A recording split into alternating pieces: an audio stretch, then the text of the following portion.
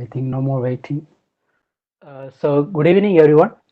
This is Dr. Mahesh Veluswamy here, and I thank everyone on behalf of LLB School and CPMB TNAU for being here with us today.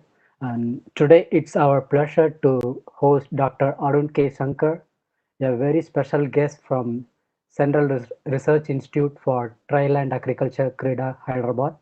And rather than me giving brief introduction about him, I request Dr. Divya Sri to give an introduction about him because as they know each other very well. So, Dr. Divya Sri, I request to give a welcome message and give something about his research and talk something his research background.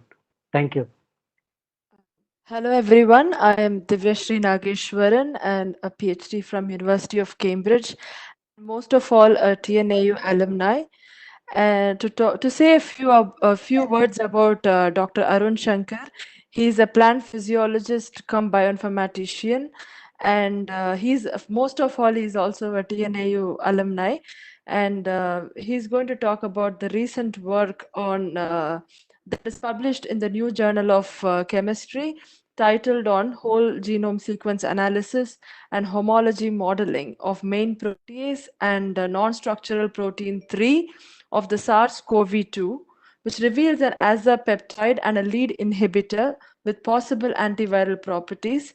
So today he will share with us his published work, and it is also another example from following yesterday's talk, that it's an interesting example of that it's a transition from plants to identifying antiviral compounds against the COVID virus. So it's another example of research from a plant physiologist in relation to SARS-CoV-2.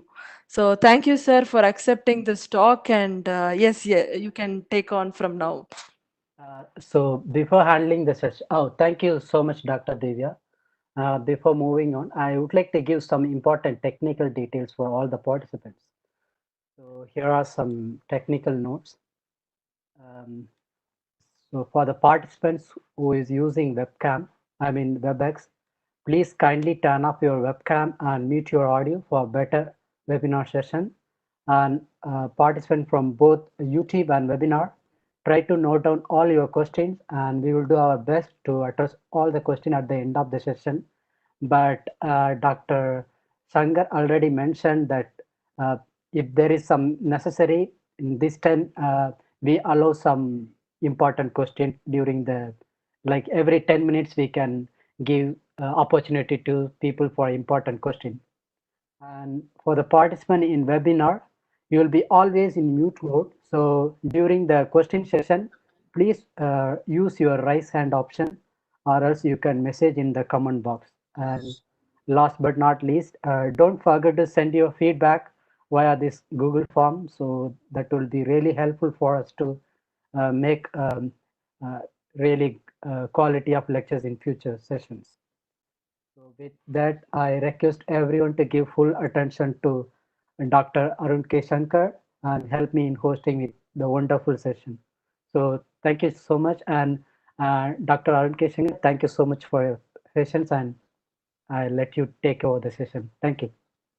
Yeah, thank you, hosts from LLB School, and thank you, Divya Shri, for the introduction. I hope I'm clear enough. My voice is clear enough. Can I continue? I'll share my Yes, presentation. yes, sir. I will let me make you as a presenter, then you can change your slide. I mean, Yeah, because I would start by sharing my content. okay, sir. I hope you know how to share the content.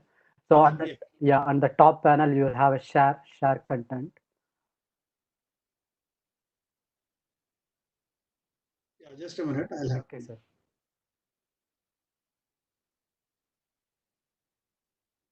not getting my share. Yeah.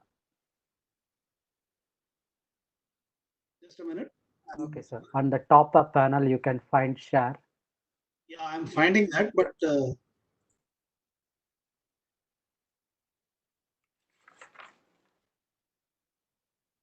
So also you have like the number of icons at the bottom. So I think after your video icon, you have something called share. No, I have that. My PC is a little. Yeah, I got it. I'm getting it. Okay, sir. It's a little bit of.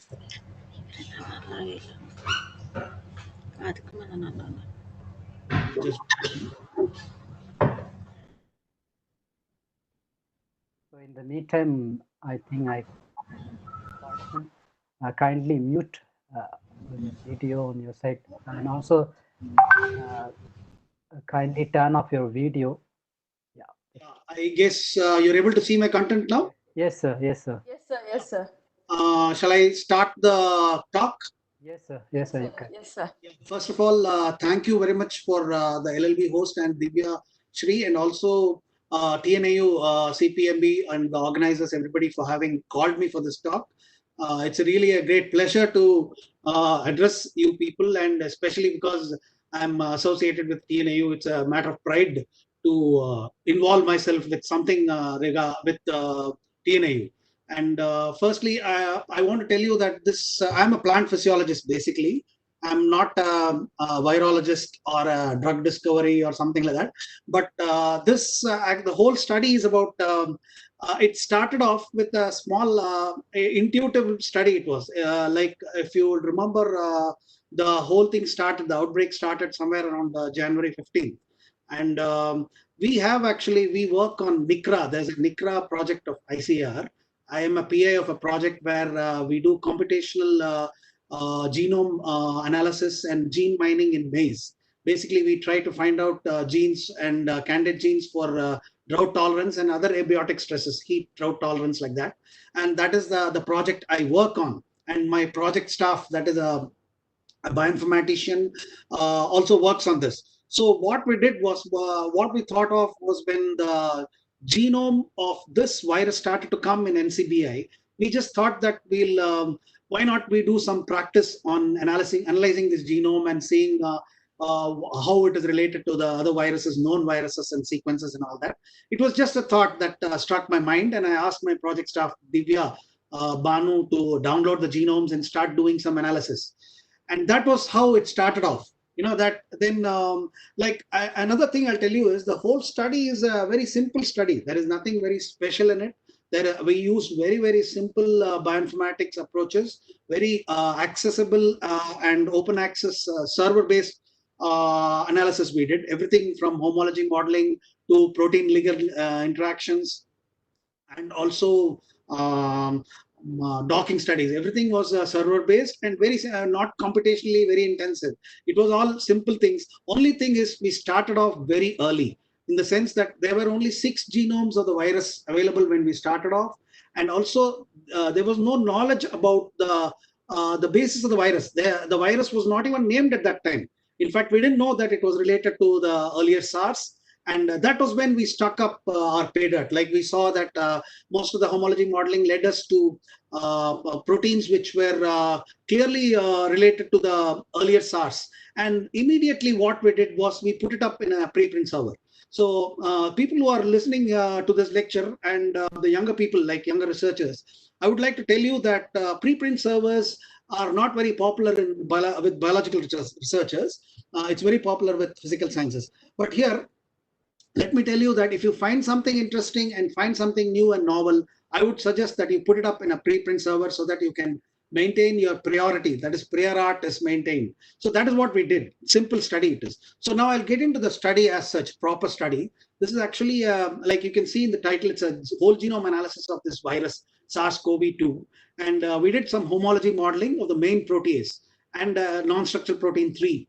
And we found out 2 compounds, that is an azapeptide and a lead inhibitor with possible antiviral properties. And our team is Divya Banu, Anjani Alluri, and Samriddhi Gupta. All of us from different places. Actually, Divya Banu is my project staff, Anjani is my student, and Samriddhi Gupta is from the School of Life Sciences, Department of Biochemistry in University of Hyderabad.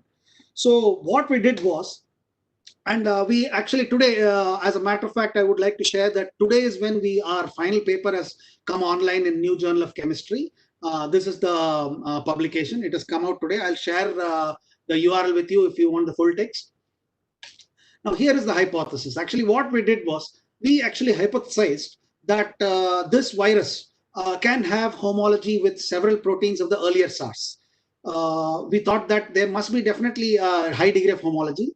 So we saw that these proteins, the PL-PRO, that is a papain-like protease, and 3CL-PRO, that is 3CL like protease.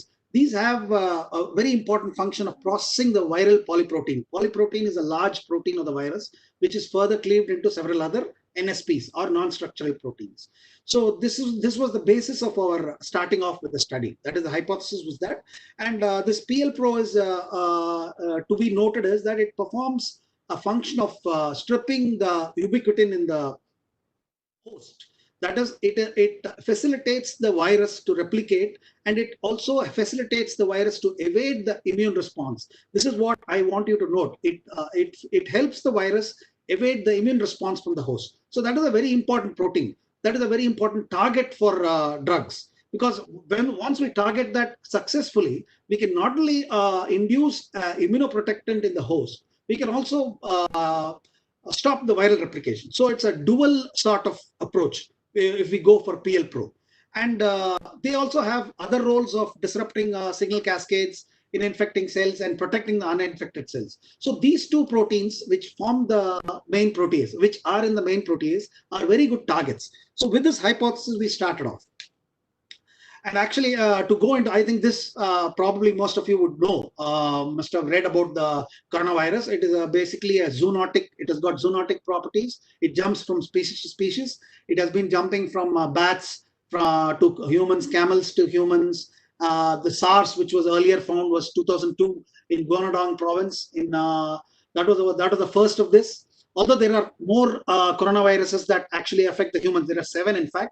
These 3 form the main ones. That is the SARS, the MERS, and the present one, that is the SARS-CoV-2, that is taken a pandemic form now. Now, going into the study, Ash, I would want to just briefly tell you about the genome structure of the virus. The virus is, actually has a 27 to about 30 kilobase genome size. It is quite a large size for a virus. Most viruses don't have this size. This is quite a large size. So, and they are especially this viruses, like coronavirus in general, are positive sense RNA viruses.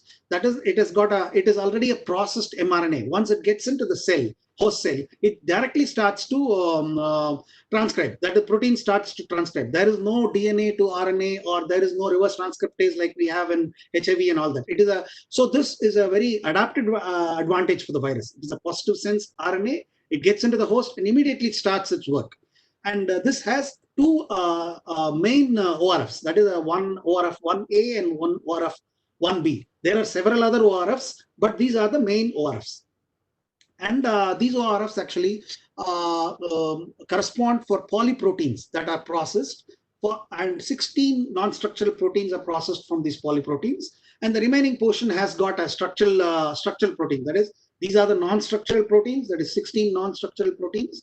And they have, it also has a structural protein, which is a spike protein. You know the spikes that you must have seen in the photographs or pictures of this virus, the spikes that jut out of the virus. That is a spike protein. There is an envelope protein, there is a membrane protein, and a nuclear protein. This is the basic structure in nutshell of this virus. And it is also known that this can undergo, one important thing of this virus is it can undergo recombination and in the genome within the host cells, and it can recombine with other coronaviruses. That is how probably it evolved. The origin is actually a big question mark. We don't know how actually it came. We don't know the intermediate animal also. So, but it has got a recombination factor, that it has got a high rate of recombination, and this is one of the important aspects by which it adapts itself to new hosts. That is the new receptor cells and all that. So these factors give it a very high adaptive advantage and the capability to jump across species. Now, this is the genome structure. Let me tell you, like I told you before, this has got a about 30,000 BPS genome structure, and the ORFs, like I mentioned, ORF 1A, 1B, and several ORFs of ORF 2 to ORF 10. 1A and 1B are important for the non-structural proteins, which we'll be discussing. So this 1A and 1B almost forms the about 20,000 of the base pairs. The rest of it is Rest 10,000 forms the rest of the base ORFs, which is 8 ORFs. So in this is actually, I have taken this genome structure from a study where the authors have actually done discovery of potential drugs by computational methods. That correctly corresponds to what study I have done. And these things that is mentioned here, that is these are all the PDB entries of the particular protein. Like for example, it is NSP5, the main protein which I talked about. NSP5 and NSP3 is where we dealt with. NSP5 is the main protein. This is the PDB entry of NSP5, and NSP3 is over here. NSP3 is here, and the PDB entry is 36A. So these two proteins is where we targeted. So the rest of the proteins, like I told you in the previous slide, the spike protein, the envelope protein, the membrane protein, and the nuclear protein. Here, now coming to the main aspect of our study, like how did we go about and what did we want to do? To tell you the truth, we didn't go on starting off to find an antiviral or a vaccine or something like that. We just wanted to analyze the genome. We wanted to see if there is a homology with other viruses. We wanted to see what this virus was. That was the basic objective. That was the basic intuition behind the study. But when we kept going, we saw that the NSP3, that is non-structural protein 3, I'm sorry, one second. Yeah, this non-structural protein 3 here, this thing, and the CL3 probe, both were having a very high degree of homology with the previous SARS. That is where when we did online homology, we saw that about 50 templates matched with them, and the top templates were exactly almost very highly identical, 96%, 98%, like that with the previous SARS. So at that time, the virus was not named SARS-2. And the papers were coming out. This was about February 4th or something like that. February 4th it was. So papers were coming out in bioarchives and chemarchives, and people started to speculate on how this virus is related to the previous SARS. That is when we put up our paper, and then we put up our paper saying that the CL Pro and PL Pro were closely related to the earlier SARS. So this is how we went about. And to know. Tell you about these two proteins, that is NSP3 and NSP5. They are involved in the processing of viral polyproteins, like I told you before, and they actually split the viral protein into several NSPs and package it into new generation viruses. This is the main function. So this is why these two proteins can be very good targets for drug development. Then the computational analysis we did was basically we started off with the homology modeling. Like I told you, we did it with known templates. We did it with Swiss model servers. That is a very automated sort of homology modeling, not much of a manual modeler and all. We did not use that. We just uploaded our sequences, and we did a homology model, and we got back query results from Swiss models from several templates. We started analyzing the templates for similarity and also identity. And we saw several templates. Like I said, we saw several templates. We just, when we looked through the template, that is when we saw that certain templates, that is one or two templates, had ligand complexes. That is where we narrowed down. We omitted the templates which did not have ligand complexes. That is, most of the templates already in the PDB database were just the crystal structure of the earlier SARS. Earlier SARS had been worked very well, and several other coronavirus had been worked very well. So PDB had a lot of entries of similarity with this protein. But what we did was we narrowed down on homology models, templates which had ligands with them. And some of the ligands were not actually antiviral ligands. So we further narrowed down to ligands from literature which had antiviral properties. So that is what we thought, that the viral replication, that is, we further narrow down to ligands which could possibly stop viral replication by inhibiting these proteins. So that was the idea. And this is where this is the... Hello, sir. Sorry for the interruption. I just want to know why the filtration criteria has the structure has ligands. Why you kept as a filtration criteria? Actually, why? Because when we started to get the templates, that is when we thought that we can look for ligands which can have antiviral properties. Otherwise, getting a template without just a template which has similarity with the SARS, we only know the tertiary structure of the M protein or PL Pro. That is already known. So that wouldn't form a discovery or a practical applicability. So when we thought that, when we saw that there are templates with ligands and those ligands had antiviral properties, that is when we thought that this could have practical applicability. That is where we narrowed down to those ligands. Okay, thank you, sir. This is the pictorial description of how we did it, actually a graphical description. That is the two candidates we got, GRL 0617 and AZP, that is azapeptides. And the targets were these. Like you can see, we narrowed down to the amino acid sequences of the targets. That is between 315 amino acid in the frame 2 and a 306 amino acid in the frame 2 between these residues. So here we saw that one had 82% similarity with PL-Pro, and that had a ligand GRL 0617. And the other had 96% similarity with C3L-Pro, and that was AZP. This is how we narrowed down on the two particular antiviral targets. I'm sorry, antiviral drugs. Now we did a close alignment with the Clustal, and here you can see this is the query sequence. This is the query sequence. This is the template. Same the other model, again this is the query sequence, this is the template. There was a 1-to-1 match, that is almost every amino acid was matched in this particular area. That is, there was a 306 amino acid match in the C3L-Pro and a 317 amino acid match in the PL-Pro protein. Now what we did was we took it as a starting point for the drug design. Actually, we didn't actually design drug design de novo. We did not do de novo drug designing. We just matched it with the earlier literature. So here, then what we did was, now this, we had to see if there is a protein ligand interaction with our model as we could see in the template. This is the model we developed.